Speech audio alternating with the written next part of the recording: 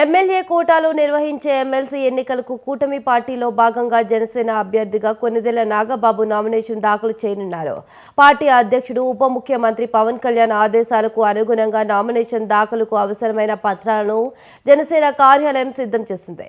నాగబాబు అభ్యర్థిత్వాన్ని ప్రతిపాదిస్తూ ఆ పార్టీకి చెందిన 10 మంది ఎమ్మెల్యేలు సంతకాలు చేశారు.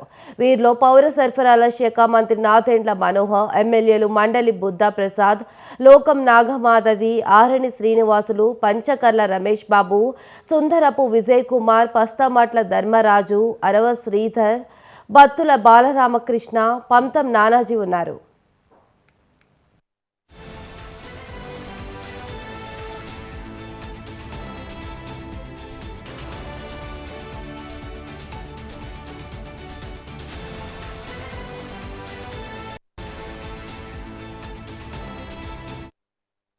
ఎమ్మెల్యే కోటాలో నిర్వహించే ఎమ్మెల్సీ ఎన్నికలకు కూటమి పార్టీలో భాగంగా జనసేన అభ్యర్థిగా కొనిదెల నాగబాబు నామినేషన్ దాఖలు చేయనున్నారు.